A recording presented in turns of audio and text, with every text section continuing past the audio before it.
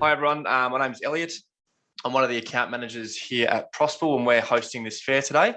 And who we've got on this panel, we've got Sean, we've got Hannah, we've got Chewy, and we've got Peggy.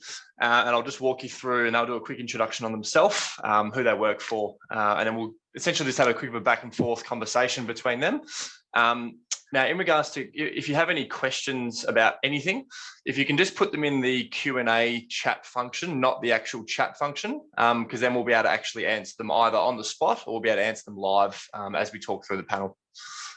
So we'll kick it off. Hannah, tell me about a little bit about yourself and who, obviously what you and what your organisation does. Hi, everybody. Welcome. My name is Hannah. I studied through the University of Auckland and then did my internship with Thiess and then now work full-time for them. So Thiess, we do facade engineering. So that is, we design, engineer and manufacture total clad solutions for the building envelope of a building.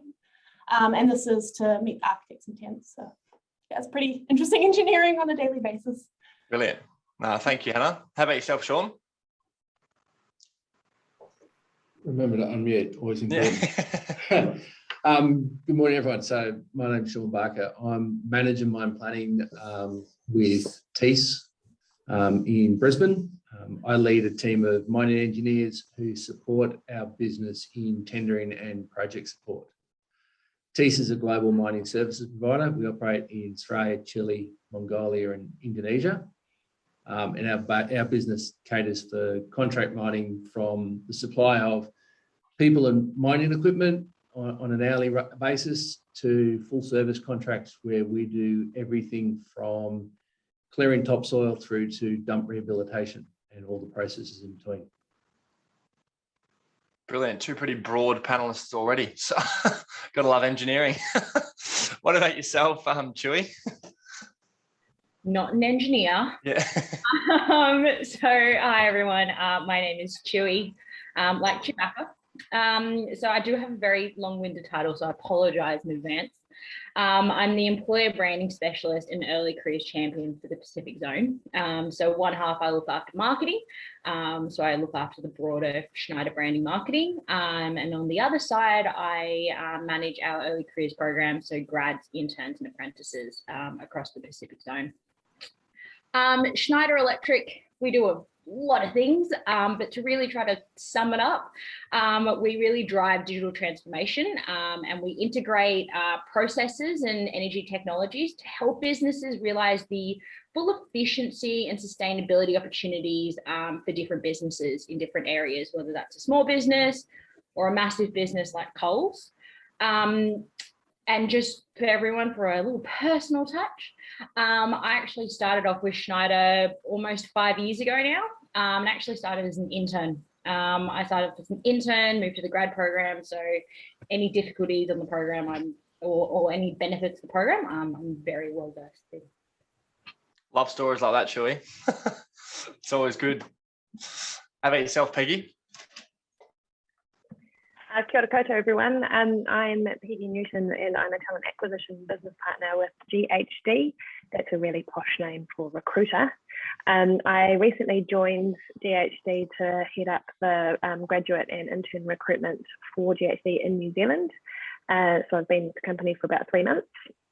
We are an international engineering consultancy. We cover everything from transport, water, energy, building, structural, all of the types of engineers that you can think of.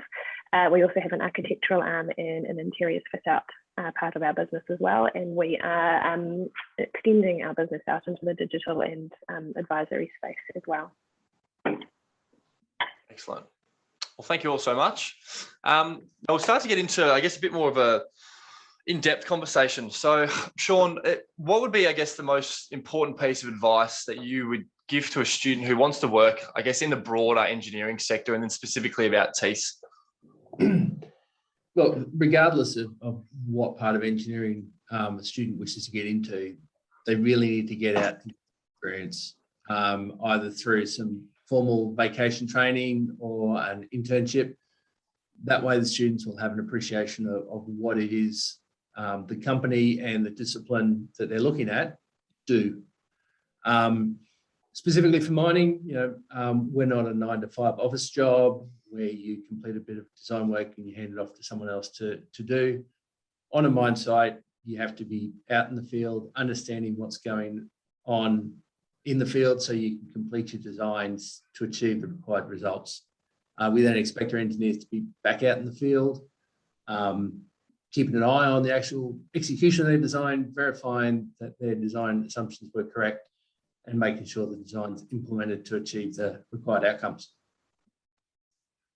Brilliant. And just to circle back on that, how would you suggest for the students on this call to get work experience?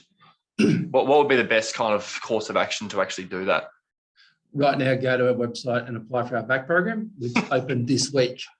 Thanks, Elliot. That was an easy score there. That's, I suppose, these days, you keep your eye out. All of the big companies run formal back programs or internships. Yeah. So keep an eye out on the recruitment pages for that. Be engaged with your engineering society on campus, because most large engineering firms let the engineering society know when these programs are available, or do like I did back in the 90s and cold call everyone you can think of and ask politely. Love the cold calling one. That's what I used to do. So still works. How about yourself, Peggy? What advice would you give to students, I guess, wanting to work in this sector? I think that's key, that networking piece, especially in New Zealand. We're a small town, so it's a matter of being curious and getting out there and asking people questions and connecting with people in industry to find out what they do and to understand how your interests might align with what they do, and then focus on something that is of great interest whilst remaining fairly flexible, and apply and talk to people and put your best foot forward. Brilliant. I think to circle back on that networking piece, I mean, if you're not on LinkedIn, 100% get on LinkedIn. Like the little things to start to communicate with people in your industry is really, really helpful. And because you don't actually have, you might have the work experience, but you might not. So just being visible in that industry is really, really important. What about yourself, Chewy? So I'm currently in Sydney. So for those of you guys know, we're in lockdown. So I'm going to take a little bit more of a mental health sort of approach. My advice to anyone, to be honest, in any space, is treat a career almost like a relationship. Over time, we both grow, you both are going to change, and sometimes it doesn't work out, and that is okay. You might start off in one engineering stream, realize that, you actually really enjoy talking to people and want to go into sales. At the end of the day, as long as you are learning and you are growing, that's the most important thing to take away from a career, no matter where you are, no matter what you're doing. I definitely agree with Peggy that, 100%, networking is really important, but also really take that a career is going to change. And, it's almost like, don't always meet your idols. Sometimes that dream career isn't actually what you've chalked it up to be in your mind sometimes. And that's perfectly fine as long as you learn from it. But also to echo Sean, our applications opened yesterday as well. So, going to put that in there as well. Smart. What about yourself, Hannah? So my advice would just be to be curious and ask so many questions, because the experience is with people with expertise and you need to really learn off them, and ask as many questions as you can, put your nose into things, and just open your eyes to what's around you in the industry itself. And with that, care about what you do and, care how you do it as well. And I think you'll go a long way with that kind of mentality. Yeah, great. I've just seen a cracking question come through the Q&A, and I know a couple of the panelists are answering it, but I think it's a good one just to answer live as well. So the question was, what's the percentage of time spent kind of on site and in the office in a kind of typical engineering role? Peggy's already said 0 to 100, depends on the project. Is there any, I guess, advice you can give on, just to give the students who are looking a bit of a visual on how much they can actually expect to be out on site? And this is open to the panel. So from my experience, it really depends where you end up in the career path. Some people will spend all their time on site and, end up doing like sort of calculations on site for site change analysis. And other of us will spend all of our time in the office, and you get anywhere in between that as well. So it really depends on what you want and what you make out of it. Brilliant. And I'll put this question to Peggy. So for students to essentially land a job with GHD to survive and thrive in their first year, what would be the kind of key things they should be doing? And then what shouldn't they do in their first year? Oh, that's actually a really big question. So I think echoing what my fellow panelists have said around curiosity and flexibility as well. So being keen to try out new things, being open-minded about what you might get asked to do, and not be afraid to jump in and ask questions or help out as and when needed on tasks. It depends on the person, but I would suggest don't try to specialize too early. If you're an engineer, try and get as many different opportunities and make the most of them as you can, because you don't know where they might lead you. And if you pigeonhole yourself too soon, you might find yourself going down one path and then it closes you off to other opportunities. Yeah, that's a really good piece of advice. What about yourself, Sean? I've got to agree with Peggy 100%. The old adage is no such thing as stupid question. The worst thing you can do is think you've understood what's been asked of you to do, be unsure and go off and do it. You need to be constantly asking questions. You know, we all know graduates come, you know, at uni, you learn how to think like an engineer. When you get on a grad program, you're taught how to apply those skills in the real world. So, you know, we all expect that graduates, when they start, have learning to do, where, you know, we have programs to support the grads in learning. So, yeah, be curious, be inquisitive, don't limit yourself. You want to be humble and look at building solid relationships with those who cross your path, because while each of us on the panel here are from different industries, I think we all agree that we all work in a small world, and people you cross paths with early in your career, you may not see for a while, but you're guaranteed to see them again. So burning bridges, especially as a graduate, is one of the worst things you can do. Yeah, I can attest to that. Just to give people a bit of context into my life, like the last 3 jobs I've got is from referrals of places I've worked at before. So it really, and I'm obviously not an engineer, but working in my industry, it's very, very important to have relationships with people in a wide range of different opportunities as well, because you never know where it will lead you.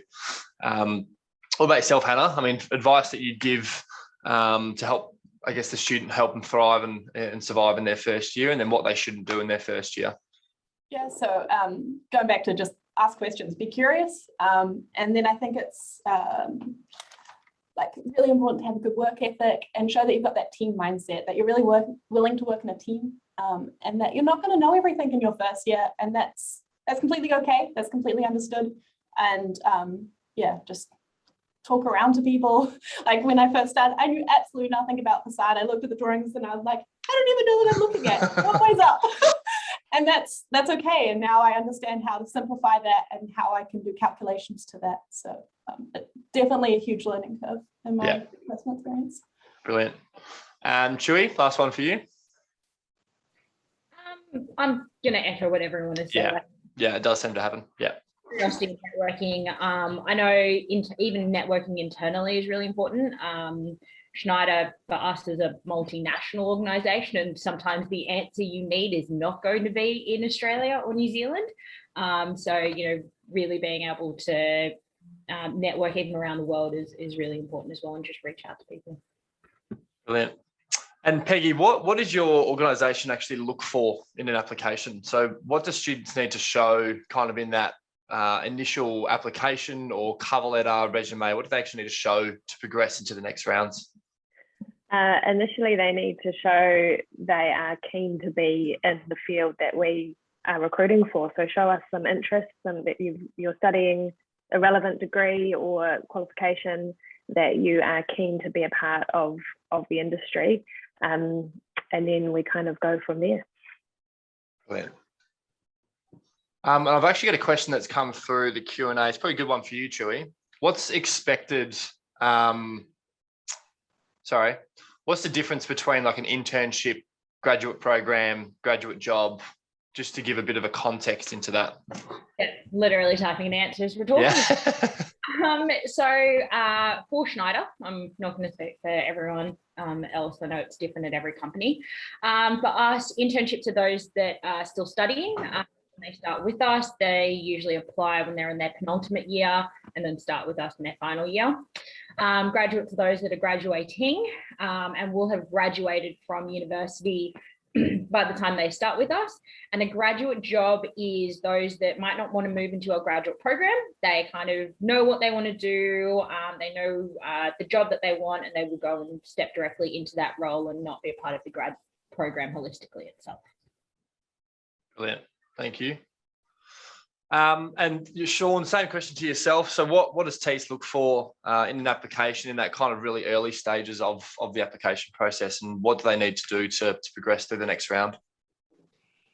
So one of the key things we look for, and especially current environment, getting mining engineers out of university is quite difficult. So we look broader afield, and we look for engineers who are graduating who have an interest in mining. We're looking for someone who can demonstrate that they've gone out and sought some either experiences in mining or have some experience of not living in the capital city, getting out and being in those sorts of areas. When it gets to application stage, I think one of the key things students need to consider is making sure they spend the time writing a cover letter that addresses the job that they're applying for specifically. Last thing our HR people want to see is a cover letter that looks like it's the same one that's been printed out for 20 other job ads at the same time. Yeah, that's a really good point. And I think the most important thing for students is actually doing a lot of research before you apply. So actually look into the business. Don't just apply to everything just because they have a live role. Like actually look into what you'll be doing, the type of people they've hired before, and actually do a bit of research before you're applying, because then you can actually tailor a cover letter instead of blanket cover letting every single employer. Because I've worked in internal roles before. We notice it's really easy to notice when you see the same cover letter more than once, and it doesn't look that great. So try and tailor as much as you can, because it's very easily noticeable if it's not. Just had a really good question come through the chat, and I'll open this up to the floor. So what would be, I guess, the biggest challenge kind of in your industry at the moment?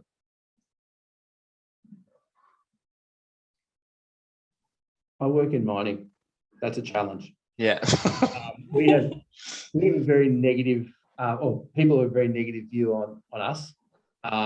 So we are really struggling to show our credentials as a field where people can have a career, can make a difference, and effectively not destroy the world. And that's something that we're working very hard to promote.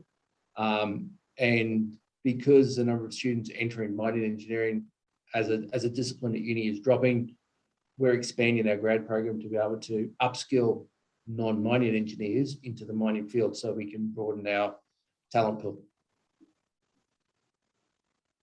Anyone else got any additions to that question?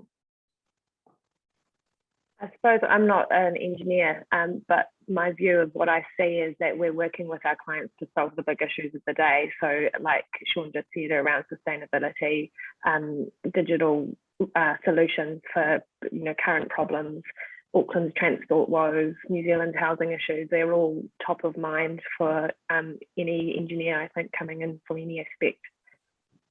Yeah. I think from an experience perspective, one of the difficulties we sometimes face is that, we do support a lot of customers with sustainability, and we do drive a lot of sustainability, and we talk about it a lot. But at the end of the day, our job is to help existing companies be more sustainable. And it's not like we're going to be working on renewables every day, and we're not going to be, we're not going to be able to change the world tomorrow. We're on that journey towards it, and sometimes being able to get that message across sometimes conflicts with what people's ambitions are and what they actually end up doing. Yeah. Anything from you? Sorry, Hannah. Oh, yeah. That's right. You don't have to. I just saw you opening your mouth. I was like, oh, yeah. So I guess a few things, like obviously the supply chain issues that have sort of been struggling with, just because, you know, facade has so many different materials and suppliers from across the globe, and that challenge of getting things in on time to meet, you know, deadlines is really difficult at the moment. But I think it's just a challenge, you know, come around and solve the best solution. Another thing that's really difficult at the moment would be, you know, getting the compliance pathway. Facade is getting more and more and more complex every single year, and keeping up with that complexity that's required is getting, you know, it's fascinating to be able to learn so much all the time to kind of keep progressing with that compliance pathway. Yeah, brilliant. No, thanks so much, Hannah. Sean, there's a couple of quick questions for you. I can see you typing, but I'll just ask you directly. So a couple of questions from Tim. What type of mining does Thiess specifically do? And then would you look for students who study geotech, water and roading? Yeah, so currently we have contracts in Australia and Indonesia, open cut coal mining, so strip mining, terrace mining. We have jobs in Australia and Indonesia, one in Western Australia mining open cut nickel. We mine gold in Indonesia. We operate a copper mine in Chile. They're all open cut. And we do underground mine development at Oyu Tolgoi in Mongolia. That's what we do. We are aiming at diversifying and expanding our wings into more commodities and more regions. And in terms of geotech, open or any mining where we're excavating voids require geotech. So we specifically hire geotech separate to our mining department. So geotechnical engineers are recruited separately, but within the mining stream, currently we are recruiting mining graduates and civil engineering graduates into our mining engineering program. Brilliant. Thank you very much. And any advice there's a couple of questions that have come through around international students. Is there any advice that you can give specifically to international students, I guess, trying to get their foothold in the engineering market?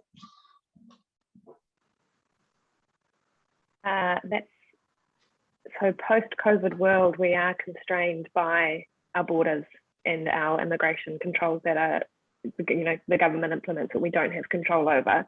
So unfortunately in New Zealand, that means that if we have a candidate who is local and eligible to work, we will prioritise them over someone who's offshore, because we can't guarantee we can even get them across our border at this stage. If you're a current international student in New Zealand with the right to work, then we will consider you alongside any other New Zealander or whoever else has applied for the role. It's just as long as you can maintain that right to work, then we will consider you. Brilliant. Thanks for that, Peggy. Now we'll just quickly go. There's a couple more questions coming through, but before we go to that, there's one more question that I've got just specifically for the panel. So in one sentence, why should students come and apply for your business, Sean? So across Thiess, we have over 50 mining engineers within the business working across 5 different countries. We have an in-house depth of knowledge that supports the development of our employees. And we have a structured training program for our first-year graduates to ensure those without a mining background are supported in gaining the relevant knowledge to succeed. Brilliant. Thank you, Sean. How about yourself, Hannah? So probably in the one sentence, I'd say be a part of changing New Zealand skylines. Would probably be my kind of, you can have your mark on the skyline, you know, the cityscape. So I think that's pretty rewarding in itself. Yeah, definitely. How about yourself, Chewy? I have a question in a sentence. If you want to define the future with the world's most sustainable company, what are you waiting for? Love that. Peggy? You guys are good. if you want to work for a global engineering consultancy and work on a variety of projects impacting global communities, then PhD is an opportunity for you. Brilliant. All right, we've got about 5 minutes and we've got a fair few questions to roll through. So I'm just going to roll through them. So as a student focusing on the structural engineering degree, what is the work path like? What would it actually be like?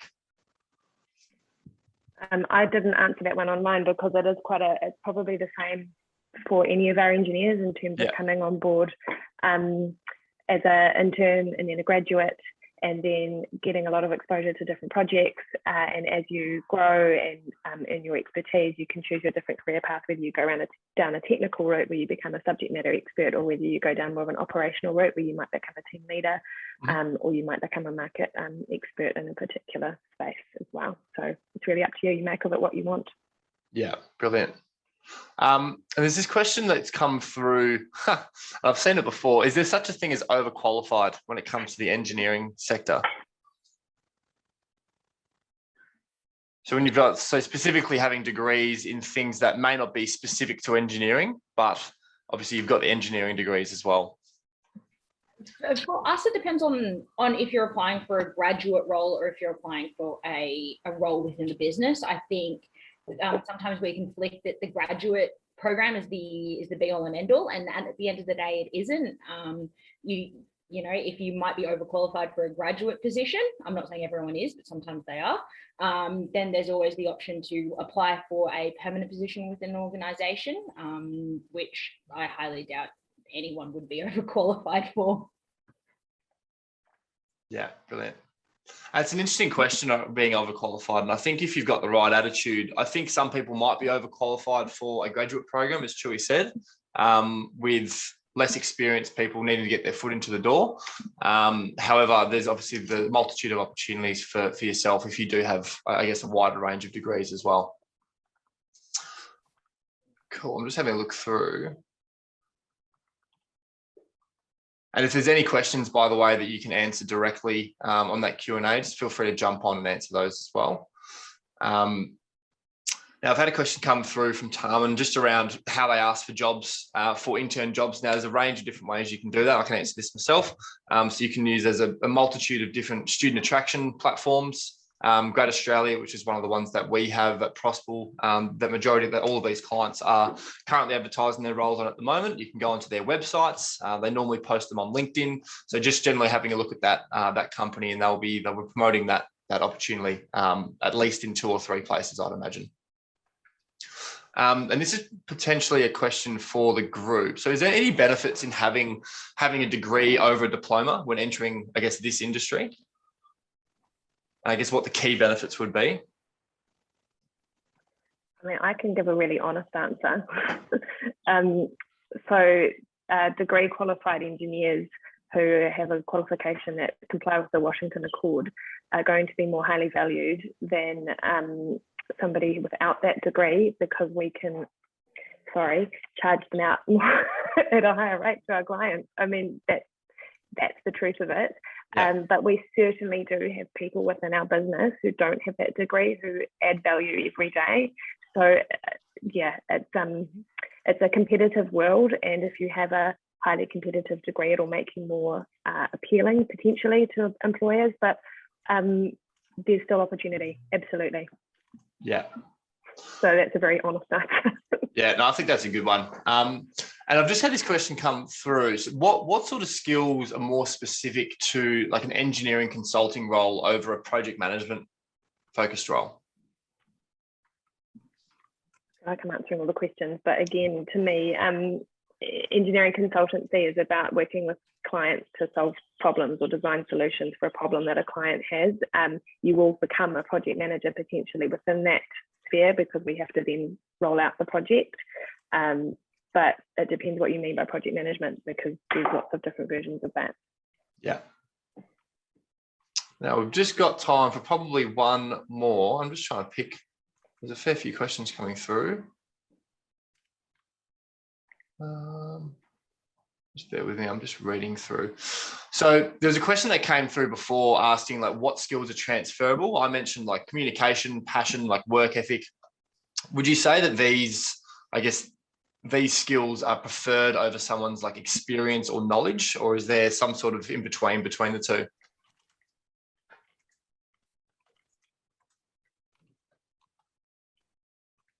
I think that, oh, sorry, Peggy. That's all right. No, you go. I feel like it's taking over, so you go. I think they all kind of go hand in hand at the end of the day. I think all transferable skills are a form of qualification. And, you know, I think at the end of the day, we weigh them up all equally as important as the next skill is. Yeah, brilliant. Brilliant. Well, that's about all we have time for today. Now, I have seen some questions come through that we haven't been able to get to, so apologies to that. If you want, when you go into the career fair today, ask those same questions, and someone on that panel, someone on that within that career fair, within that exhibit, will be able to answer those questions for you. Now, prior to going to the fair, just make sure you go back to however you found this focus session. Go and do some research on the agendas, find out what the employer is going to be doing for the day, and try and see more than one employer if you can, because obviously there's going to be a lot of different questions that are going to be asked. And there's obviously going to be presentations, and there's open Q&As that you can go and speak to as well. But other than that, panel, Sean, Hannah, Peggy and Chewy, thank you very much for coming on, giving us your time this morning and giving these students a bit of advice on how to put their best foot forward. And good luck to all the students who are on this call at the moment.